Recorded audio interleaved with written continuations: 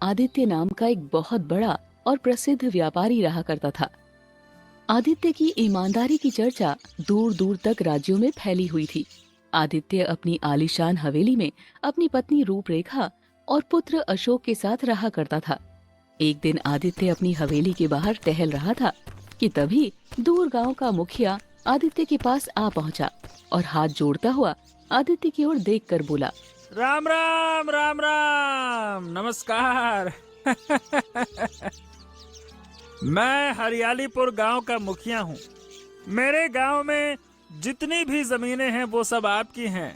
और दूसरे शब्दों में कहूँ, अरे आपकी ही जमीनों में तो मेरे गांव के किसान खेती करते हैं।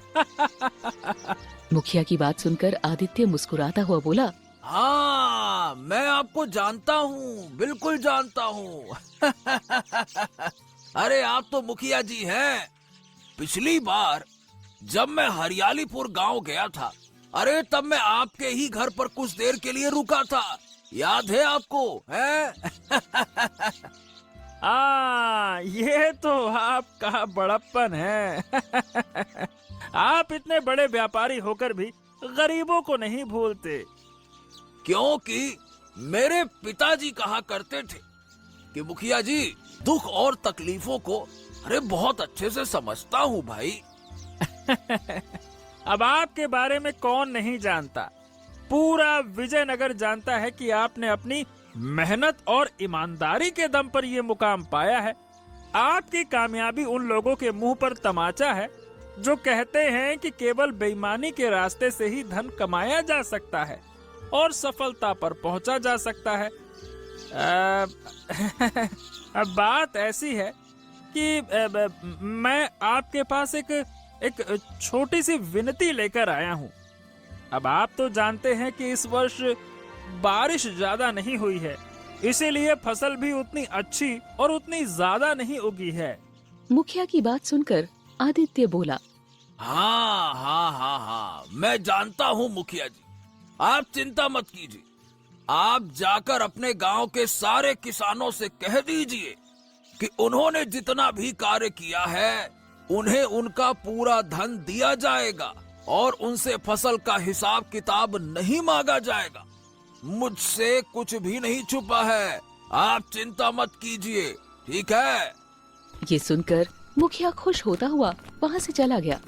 मुखिया के जाते ही आदित्य अपने बेटे अशोक से बोला, बेटा अशोक, आज हमें केशव नगर के व्यापारी सेठ रतन दास के घर पे चलना है।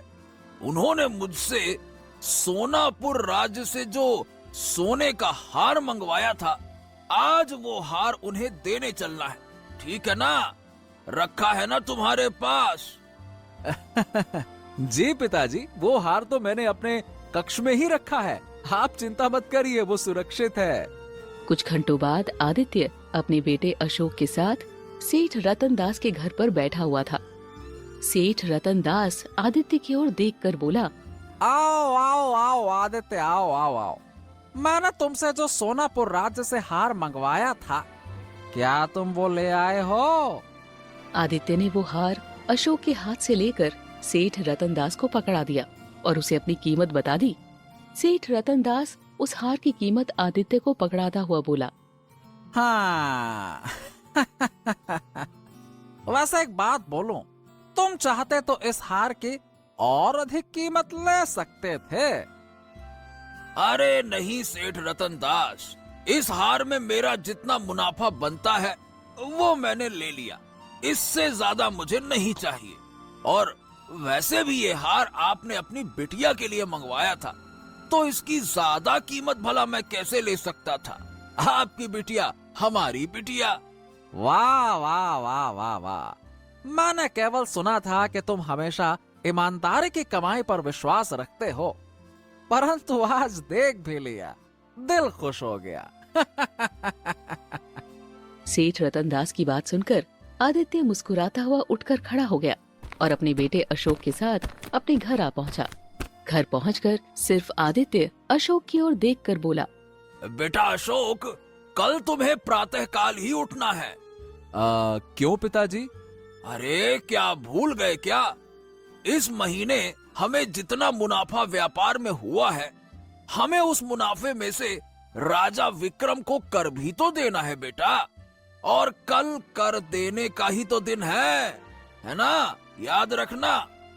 पिताजी, मेरी एक बात समझ में नहीं आती कि आप इतनी मेहनत से व्यापार करते हैं, पैसा कमाते हैं, सारा मेहनत तो आप करते हैं, और आपको जितना भी मुनाफा होता है उस मुनाफे में से ज्यादातर हिस्सा आप राजा विक्रम को कर के रूप में दे आते हैं। आखिरकार राजा विक्रम को क्या अधिकार है हमसे कर लेने का? अगर हम उसे कम कर दे दें तो उसे तो पता भी नहीं लगेगा। अपनी बेटे की बात सुनकर आदित्य मुस्कुराता हुआ बोला, बेटा अशोक, राजा विक्रम प्रजा की भलाई में जितना भी धन खर्च करते हैं वो व्यापारियों का दिया हुआ कर ही तो होता है। अगर हम व्यापारी ईमानदारी से कर नहीं भरेंगे तो राज्य में विकास का संतुलन डगमगा जाएगा बेटा, जो कि गलत होगा। और वैसे भी ईमानदारी से कर देने में कुछ भी बुरा नहीं है। मेरी एक बात हमेशा याद रखना, हमेशा ईमानदारी से कमाने की ही सोचना। अपने मन में लालच को मत आने देना। लालच बुद्धि खराब कर देता है, और खराब बुद्धि वाला व्यक्ति कभी ईमानदारी से व्यापार नहीं कर सकता, है ना बेटा? आदित्य ने इतना कहा ही था कि तभी आदित्य की पत्नी रूपरेखा मुस्कुराती हुई बोली, अब अगर पिता और पुत्र के बीच वार्तालाप समाप्त हो गई हो तो क्या मैं भोजन लगा सकती हूँ? अरे क्यों नहीं रूपरेखा, जल्दी लगाओ, भूख लगी है। हाँ, क्योंकि मुझे बहुत जोरों की भूख लगी है, और आप अच्छी तरह से जानते हो कि मैं आप दोनों को भोजन कराने के बाद ही भोजन करती हूँ। रूपरेखा की बात सुनकर आदित्य और अशोक मुस्कुराते हुए भोजन करने बैठ गए। अगले दिन आदित्य संदूक में बहुत सारी स्वर्ण मुद्राएं लेकर अपने पुत्र अशोक के साथ राजा विक्रम के महल में जा पहुंचा। आदित्य को देखकर राजा विक्रम प्रसन्न होता हुआ आदित्य की ओर देखकर बोला, आओ आओ आओ, अरे मुझे तुम्हारा ही इंतजार था। आदित्य, आओ आओ आओ, केवल तुम ही ईमानदार व्यक्ति हो जो अपनी पूरी ईमानदारी से कर देने राजमहल स्वयं आते हो। बहुत बढ़िया। अरे नहीं तो बाकी लोगों से कर वसूलने के लिए हमें अपने सैनिकों को भेजना पड़ता है। राजा विक्रम की बात सुनकर आदित्य मुस्कुराता हुआ बोला, अरे महाराज, शायद वो लोग नहीं जानते कि व्यापारियों का दिया हुआ कर ना तो राजा का होता है और ना ही व्यापारी का होता है। उस कर की असली हकदार तो आम जनता होती है ना। अरे उस कर को राजा महाराजा प्रजा की भलाई के लिए उपयोग करते हैं। क्यों, सही कहा ना महाराज? बिल्कुल सही कहा। काश तुम्हारे जैसे विचार सभी व्यापारियों के हो जाए तो फिर प्रजा में कोई भी मुसीबत और तकलीफ में ही नहीं रहेगा। मैं खुद सबकी भलाई कर पाऊंगा। इतना बोलकर राजा विक्रम अपने मंत्री जगन्नाथ की ओर देखकर बोला, मंत्री जगन्नाथ, आदित्य के हाथों से स्वर्ण मुद्राओं का बक्सा लेकर खजाने में रखवा दीजिए, ले जाइए। तभी आदित्य राजा विक्रम की ओर देखकर बोला, अरे महाराज, एक बार संदूक में रखी हुई स्वर्ण मुद्राओं को आप गिनवा तो लेते। अरे मुद्राएं गिनवाकर हम तुम्हारा अपमान नहीं करना चाहते। हमें तुम्हारी ईमानदारी पर पूरा भरोसा है। हाँ, यह बात तो आपकी बिल्कुल सही है महाराज। आदित्य की ईमानदारी के डंके तो दूर दूर तक राज्य में बजते हैं। हाँ। इतना बोलकर जगन्नाथ स्वर्ण मुद्राओं से भरा हुआ बक्सा लेकर खजाने की ओर चला गया। राजा विक्रम आदित्य की ओर देखकर बोला, अरे भाई आदित्य, जल पान करके ही जाना है आपको, ठीक है? अरे नहीं महाराज, नहीं नहीं। अरे तुम तो जानते हो आदित्य कि जब भी तुम अपने पुत्र के साथ यहाँ आते हो हम तुम्हें बगैर जलपान किए नहीं जाने देते। ऐसे बात नहीं बनेगी, जलपान करना ही पड़ेगा। चलो। दरअसल राजा विक्रम आदित्य का बहुत ही सम्मान किया करते थे। आदित्य जब भी कर राजा विक्रम को देने जाता तो राजा विक्रम कभी भी आदित्य को जलपान कराए बगैर महल से वापस नहीं आने देता था। कुछ ही देर में आदित्य और अशोक महल के एक कक्ष में बैठे हुए जलपान कर रहे थे। उसी कक्ष में राजा विक्रम की इकलौती पुत्री राजकुमारी सुलेखा भी बैठी हुई थी। वो अशोक को देखे जा रही थी। दरअसल सुलेखा और राजकुमार अशोक एक दूसरे को पसंद करते थे, परंतु इस बारे में ना तो राजा विक्रम जानता था और न ही अशोक का पिता आदित्य जानता था। राजकुमारी सुलेखा अशोक को बगीचे की ओर आने का इशारा करके वहां से चली गई। कुछ देर बाद अशोक सबकी नजर बचाकर राजमहल के बगीचे में चला गया, जहां सुलेखा उसका इंतजार कर रही थी। सुलेखा अशोक की ओर देखकर बोली, मैं तुम्हारी कब से प्रतीक्षा कर रही थी अशोक। आखिर हमें कब तक ऐसे ही छुप छुप कर मिलना होगा। तुम विवाह की बात पिताजी से कब करोगे। अरे सुलेखा, मैं डरता हूँ। किस बात से डरते हो। अरे मैं डरता हूँ कि कहीं महाराज तुम्हारा हाथ मुझे सौंपने से इनकार ना कर दे, क्योंकि तुम एक राजकुमारी हो और मैं क्या हूँ, एक मामूली से व्यापारी का लड़का, बस। और तुम एक व्यापारी हो, तुम भी किसी राजा महाराजा से कम नहीं हो अशोक। अपने आप को इतना कमतर क्यों समझते हो। थोड़ी हिम्मत जुटाओ। मेरे पिता से नहीं तो कम से कम अपने पिता से विवाह की बात तो कर सकते हो। मुझे डर है कि कहीं मेरा रिश्ता किसी राजकुमार के यहाँ से आ गया तो फिर पिताजी मेरा रिश्ता उस राजकुमार से तय कर देंगे। उसके बाद ना मैं कुछ कर सकती हूँ न तुम। सुलेखा की बात सुनकर अशोक गहरी सोच में डूबता हुआ बोला, हाँ तुम ठीक कहती हो सुलेखा। ठीक है, मैं आज ही पिताजी से इस बारे में चर्चा करूंगा। कुछ देर बाद अशोक अपने पिता आदित्य के साथ घर लौट आया। रात के समय अशोक डरते हुए अपने पिता आदित्य से बोला, पिताजी, मुझे आपसे एक जरूरी बात करनी है। हाँ हाँ, कहो आदित्य, क्या बात करनी है। पिताजी, मैं कह रहा था कि मैं और अरे क्या मैं और आगे भी बोलो। मैं और राजकुमारी सुलेखा एक दूसरे से प्रेम करते हैं। हम दोनों विवाह करना चाहते हैं। ये सुनकर आदित्य बुरी तरह से चौंक पड़ा और गहरी सोच में डूब गया। अपने पिता को गहरी सोच में डूबता हुआ देख कुछ देर बाद अशोक उनकी ओर देखकर बोला, क्या हुआ पिताजी।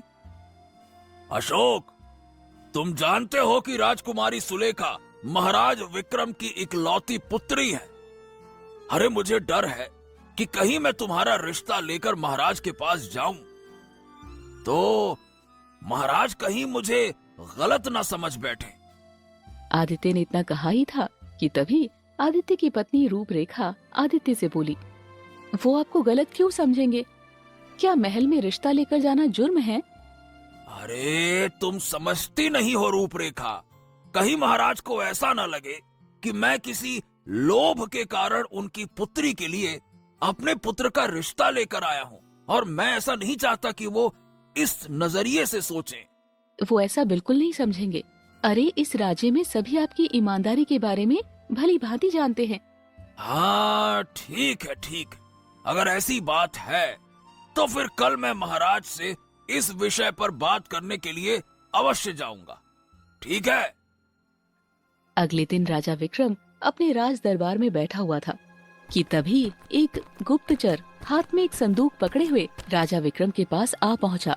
गुप्तचर को देखकर राजा विक्रम बुरी तरह से चौंक पड़ा।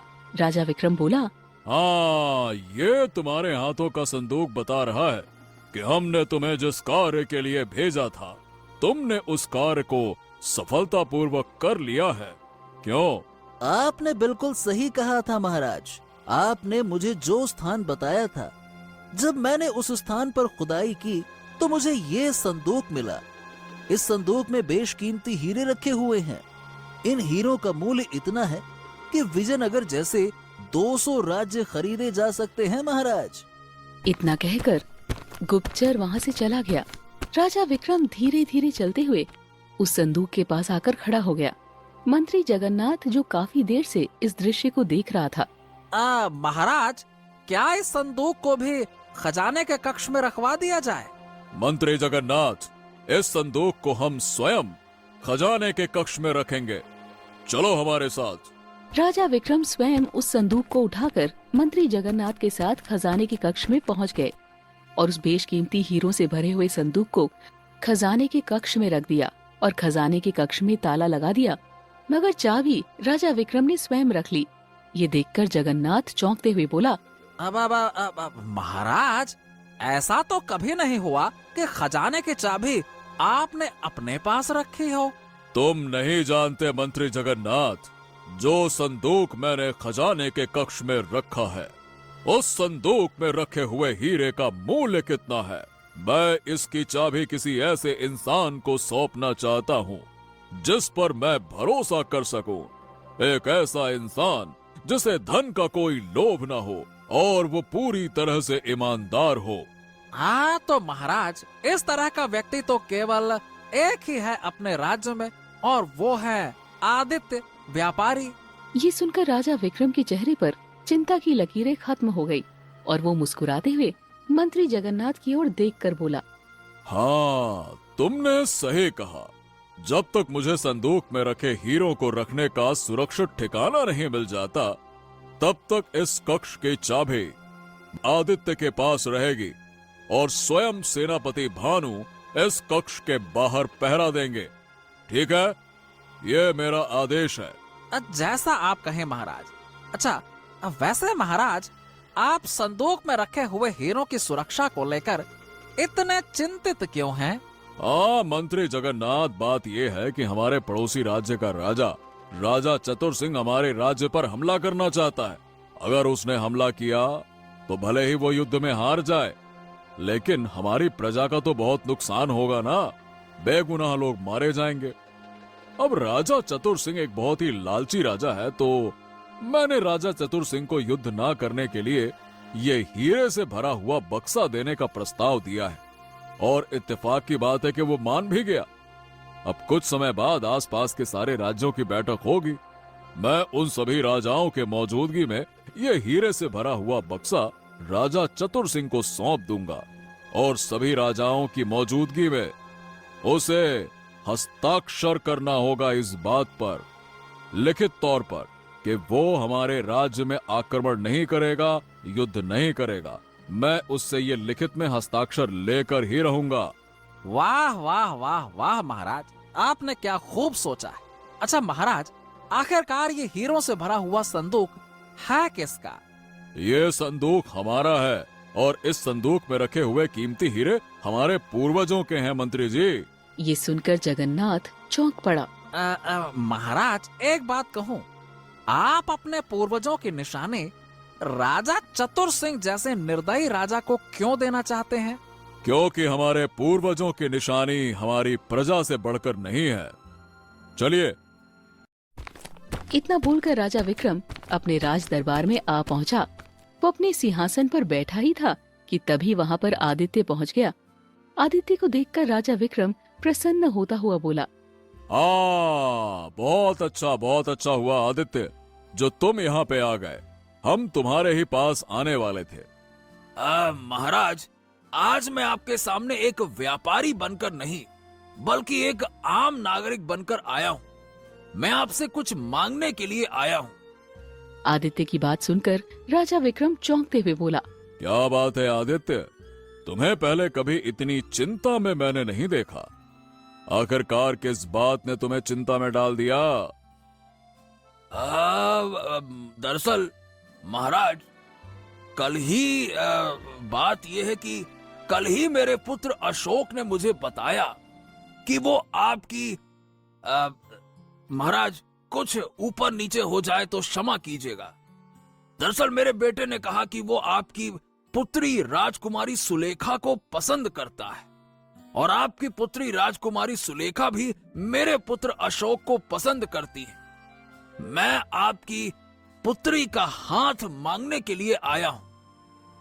आदित्य की बात सुनकर राजा विक्रम खुश होते हुए बोला, अरे तो इसमें इतनी चिंता की क्या बात है? तुम्हारे पुत्र को कौन नहीं जानता। मैंने तुम्हारा प्रस्ताव स्वीकार किया। अरे राजकुमारी सुलेखा का विवाह तुम्हारे पुत्र अशोक से ही होगा, ये हमारी जबान है। ये सुनकर आदित्य प्रसन्न हो गया। हाँ, आपने तो मेरे मन का बोझ हल्का कर दिया महाराज। ऐसा लग रहा था कहीं मैं कहीं मैं कुछ गलत तो नहीं कर रहा। अच्छा लगा सुनकर। इसमें भला क्या गलत है, पर अब तुम्हें मेरे मन का बोझ हल्का करना होगा। अब मैं कुछ समझा नहीं महाराज। राजा विक्रम सारी घटना आदित्य को बताते हुए बोला।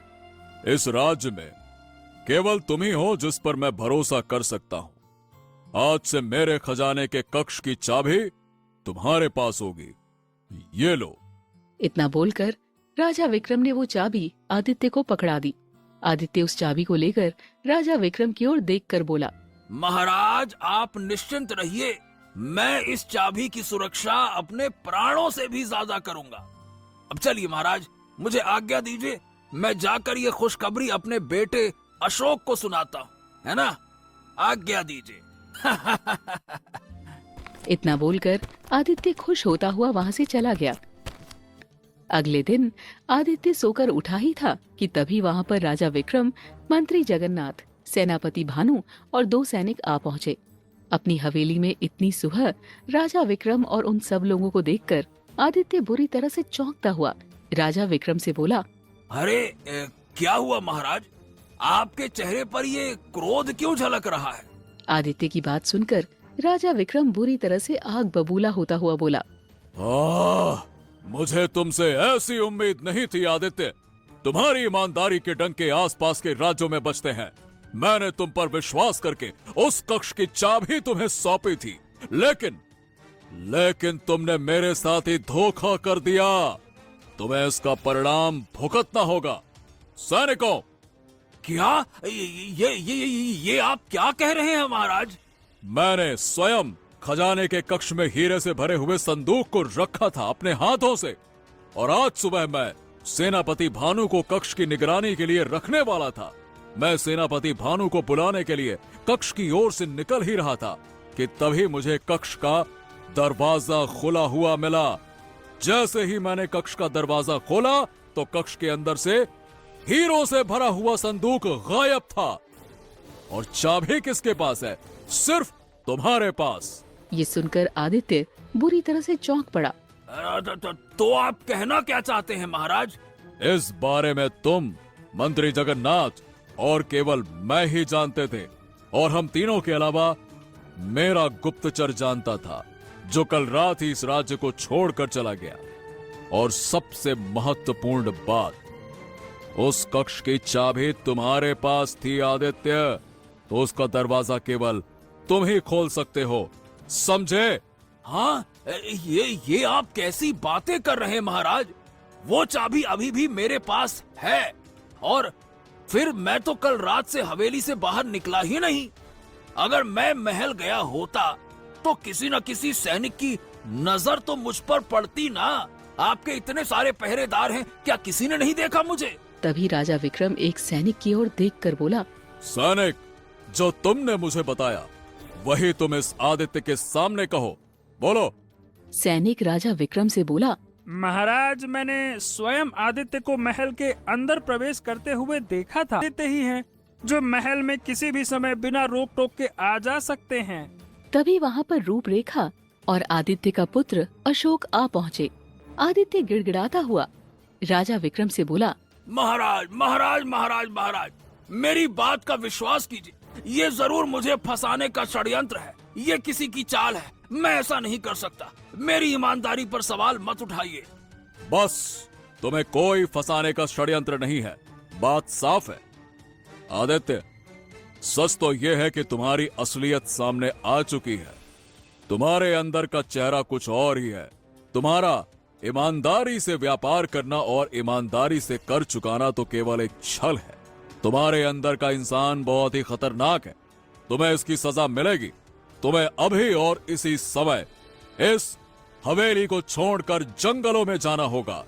और हाँ, तुम्हारी जितनी भी संपत्ति है वो मैं जब्त करता हूँ। अब से तुम्हारी संपत्ति पर तुम्हारा कोई अधिकार नहीं है। अब तुम आम इंसानों की तरह जीवन व्यतीत करोगे। तुमने मेरा इतना बड़ा नुकसान किया है ना, तुम्हें इसका अंदाजा भी नहीं है। सैनिकों, इतना बोलकर राजा विक्रम अपने सैनिकों की ओर देखकर बोला, अरे देखते क्या हो सैनिकों, आदित्य और इसके परिवार को धक्के मार कर इस हवेली से बाहर निकाल दो और उसके परिवार को इस हवेली के किसी भी सामान को हाथ तक मत लगाने देना। ये मेरा आदेश है। इन्हें कुछ भी ले जाने की यहाँ से अनुमति नहीं है। चलो सैनिकों। सैनिकों ने तुरंत राजा विक्रम का आदेश का पालन करते हुए आदित्य, अशोक और उसकी पत्नी रूपरेखा को धक्के देकर उसकी ही हवेली से बाहर निकाल दिया। बाहर लोगों की भीड़ खड़ी हो चुकी थी। आदित्य आंखों में आंसू लिए हुए अपने परिवार को लेकर जंगल की ओर चला गया और राजा विक्रम क्रोधित होते हुए अपने महल आ पहुंचा। तभी राजकुमारी सुलेखा राजा विक्रम के पास आकर बोली, पिताजी, मेरा मन कहता है कि अशोक के पिता निर्दोष हैं। नहीं सुलेखा, नहीं नहीं, वो निर्दोष नहीं है। चाबी उसी के पास थी और फिर सैनिक ने गवाही दी है कि उसने रात के समय आदित्य को महल में आते और जाते हुए देखा था। बस बात साफ है कि ये उसी का काम है। आदित्य बेचारा अपने परिवार को लेकर जंगल के एक तालाब के किनारे पहुंच गया और अशोक की ओर देखकर बोला, बेटा अशोक, चलो, यहाँ पर तालाब भी है। हम यहीं पर अपनी झोपड़ी बनाकर हम आगे का जीवन यहीं व्यतीत करेंगे। अब आओ बेटा। आप कैसे इंसान हैं पिताजी? आपने जीवन भर ईमानदारी से धन कमाया और महाराज के प्रति वफादारी दिखाई, और महाराज ने एक पल में आपको गद्दार घोषित करके, आपको अपमानित करके अपनी हवेली से धक्के देकर बाहर निकाल दिया। आपकी सारी संपत्ति छीन ली और आप ऐसी बातें कर रहे हैं जैसे कि कुछ हुआ ही ना हो। कैसे इंसान हैं आप? हाँ, देखो, तुम दोनों धैर्य से काम लो। मुझे विश्वास है कि एक दिन महाराज को विश्वास हो जाएगा कि मैं निर्दोष हूं। और बेटा, एक बात याद रखना, ये जो सच्चाई होती है ना, सच्चाई को हमेशा जलती हुई आग की कसौटी पर उतरना ही पड़ता है। अशोक ने अपने पिता की बात का कोई उत्तर नहीं दिया। वो जंगल में लकड़ियां काटकर झोपड़ी बनाने में व्यस्त हो गया। शाम तक झोपड़ी बनकर तैयार हो गई। आदित्य अपने परिवार के साथ उस दिन से उसी झोपड़ी में रहने लगा और जंगली फल खाकर वो अपने परिवार के साथ गुजारा करने लगा। आदित्य की पत्नी रूपरेखा की आंखों में अब हमेशा आंसू रहते और अशोक की आंखों में हमेशा उदासी छाई रहती। एक दिन रूपरेखा आदित्य से बोली, जंगली फल खाकर अब मैं तंग आ चुकी हूँ। अरे तुम चिंता मत करो भाई, मैं आज से जंगल में लकड़ियां काटकर राज्य में बेचा करूंगा। अरे खूब पैसे कमाऊंगा, चिंता मत करो। ये सुनकर अशोक चौंक पड़ा। ये क्या कह रहे हैं आप पिताजी? आप लकड़ियां बेचने राज्य में जाएंगे? अच्छा लगेगा? अरे तो क्या हो गया, लकड़ियां बेचने के काम में कोई बुराई है क्या बेटा? अरे पिताजी, बुराई नहीं है, लेकिन मत भूलिए कि आप बहुत बड़े व्यापारी थे। अरे बेटा, तो व्यापारी था, अब तो नहीं हूं ना, अब एक साधारण इंसान हूं। बेटा, इंसान को अपनी सच्चाई स्वीकार करनी चाहिए। ठीक है पिताजी, मैं भी आपके काम में आपका हाथ बटाऊंगा। चलिए। अशोक की बात सुनकर आदित्य की आंखों में आंसू आ गए। सच तो ये था कि आदित्य भी अंदर से बुरी तरह से टूट चुका था, मगर वो अपने परिवार के सामने खुद को कमजोर नहीं दिखाना चाहता था। आदित्य उदासी से अशोक की ओर देखकर बोला, बेटा अशोक, नहीं, लकड़ियां काटने मैं स्वयं जाऊंगा और मैं स्वयं राज्य में बेच कर आऊंगा। तुम परेशान मत हो। अशोक ने बहुत जिद की, लेकिन आदित्य के आगे उसकी एक न चली। आदित्य तालाब के किनारे एक वृक्ष की लकड़ी पर कुल्हाड़ी चलाने ही वाला था कि तभी उसकी कुल्हाड़ी तालाब के अंदर गिर पड़ी। अगले ही पल तालाब में रंग बिरंगी किरणें चमकने लगी। ये देखकर आदित्य बुरी तरह से आश्चर्य में पड़ गया और अपने आप से बोला, हाँ, ये कोई मायावी तालाब लगता है। आदित्य ने इतना कहा ही था कि तभी उस तालाब के अंदर से एक सुंदर कन्या प्रकट हो गई। उसके हाथ में हीरे की एक कुल्हाड़ी थी। सुंदर कन्या आदित्य की ओर देखकर बोली, क्या ये हीरे की कुल्हाड़ी तुम्हारी ही है? नहीं नहीं नहीं नहीं, ये मेरी कुल्हाड़ी नहीं है। अरे मेरी कुल्हाड़ी तो लोहे की थी। सोच लो, इस कुल्हाड़ी में जो हीरे जड़े हुए हैं वो इतने बेशकीमती है कि तुम्हें अंदाजा भी नहीं है। देखिए, ये चाहे जितनी भी बेशकीमती क्यों ना हो, परंतु ये मेरी नहीं है, और जो चीज मेरी नहीं है मैं उसे नहीं लेता। मेरी कुल्हाड़ी लोहे की थी और लोहे की ही रहेगी। आदित्य की बात सुनकर वो सुंदर स्त्री रहस्यमयी अंदाज में मुस्कुराती हुई बोली, मैं इस तालाब की रक्षक हूँ। ये तुम्हारी एक परीक्षा थी और तुम परीक्षा में सफल हो गए। मैं जानती हूँ कि तुम्हारे साथ बहुत बड़ा धोखा हुआ है, मगर तुम इस हीरे की कुल्हाड़ी को अपना बता देते तो मैं तुम्हारी कभी सहायता नहीं करती। लेकिन तुम इतनी कठिन परिस्थिति में भी अपनी ईमानदारी पर अड़िग रहे। तुम्हारी इस बात ने मुझे बहुत ज्यादा प्रभावित किया है। मैं तुम्हारी सहायता करना चाहती हूँ। तुम मेरी सहायता किस प्रकार कर सकती हो? अगर तुम मुझे धन दोगी तो मैं लूंगा नहीं, क्योंकि मैं अपनी मेहनत से कमाया हुआ धन ही लेना पसंद करता हूँ। मैं जानती हूँ आदित्य, मेरी बात ध्यान से सुनो। यहाँ से कुछ दूर एक बहुत घना वृक्ष है। उस घने वृक्ष की शाखाएं बहुत मोटी और जमीन तक फैली हुई है। वो हीरों से भरा हुआ संदूक उसी वृक्ष के पास रखा हुआ है। तुम अभी इस समय विजयनगर राज्य की सीमा पर चले जाओ। वहाँ पर तुम्हें राजकुमारी सुलेखा मिलेगी, जो तुम्हें ही ढूंढ रही है। तुम जाकर राजकुमारी सुलेखा से कहना कि वो राजा विक्रम को उस घने वृक्ष के पास ले आए और उस घने वृक्ष के पीछे छुप जाए। कुछ देर बाद राजा विक्रम के सामने असली दोषी स्वयं आ जाएंगे। इतना बोलकर वो सुंदर स्त्री वहाँ से गायब हो गई। आदित्य तुरंत उस स्त्री की बताई हुई दिशा की ओर बढ़ गया। कुछ देर बाद उसे एक घना वृक्ष दिखाई दिया, जिसकी मोटी शाखाएं जमीन तक फैली हुई थी। आदित्य ने देखा वहाँ पर एक संदूक रखा हुआ था। आदित्य उस संदूक की ओर देखकर बोला, हाँ, लगता है ये वही संदूक है जो महाराज विक्रम के खजाने। वहाँ पर पहुँच गया, जहाँ राजकुमारी सुलेखा उदास होकर जंगल की ओर देख रही थी। आदित्य को देखकर राजकुमारी सुलेखा की आंखें चमक उठी।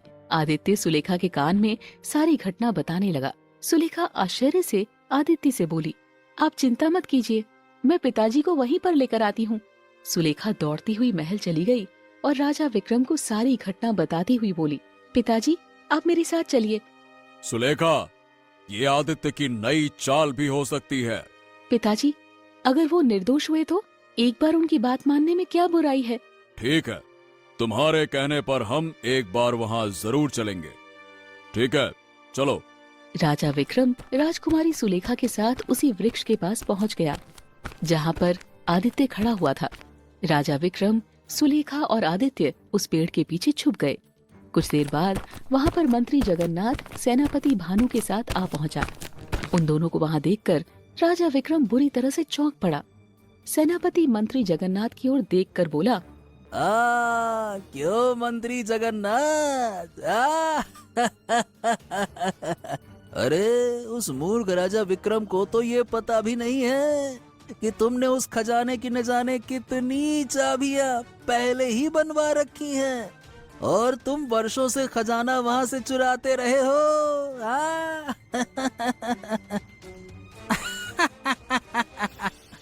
लेकिन इस हीरे से भरे संदूक को मैं कभी नहीं चुरा पाता अगर तुम मेरा साथ नहीं देते।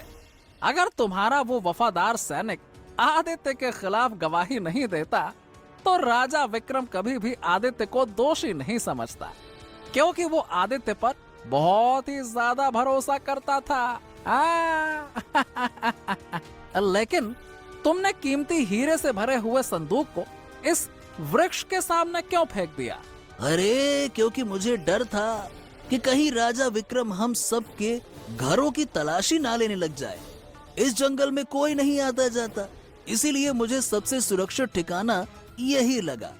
अब हम दोनों इस हीरे से भरे बक्से को लेकर दूसरे देश में चले जाएंगे और फिर क्या है, ऐशो आराम से रहेंगे। तभी राजा विक्रम उन दोनों के सामने आ पहुंचा। राजा विक्रम को देखकर मंत्री जगन्नाथ और सेनापति की सिट्टी पिट्टी गुम हो गई। राजा विक्रम उन दोनों की ओर देखकर बोला, वाह वाह वाह, मुझे तुम दोनों से ऐसी बिल्कुल उम्मीद नहीं थी। अगर तुम इस हीरे से भरे बक्से को चुराकर दूसरे देश भाग भी जाते ना तो मुझे इतना अफसोस नहीं होता, लेकिन तुमने आदित्य जैसे सच्चे इंसान पर आरोप लगाकर बहुत बुरा कार्य किया। तुम्हें इसका दंड अवश्य भुगतना होगा। अब तुम दोनों अपना सारा जीवन कारागार में काटोगे। सैनिकों, तभी वहां पर कुछ सैनिक आ पहुंचे।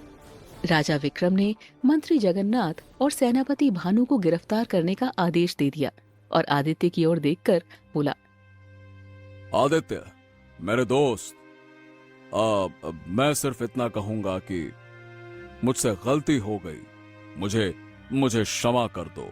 अरे अरे अरे, आप ये कैसी बातें कर रहे महाराज? आपने ऐसा जानबूझकर नहीं किया। अरे आपको तो स्वयं धोखा दिया गया था। ऐसी बातें मत करिए। ये तुम्हारा बड़प्पन है। चलो आदित्य, अपनी हवेली चलो। मैं सबके सामने अपने किए की क्षमा मांगूंगा। अरे अरे अरे अरे, ऐसा कहकर मुझे शर्मिंदा मत कीजिए महाराज। अब देखो भाई, माफी तो मांगनी पड़ेगी, और आपके बेटे और हमारी बेटी का विवाह तय हुआ है, वो भी करना पड़ेगा।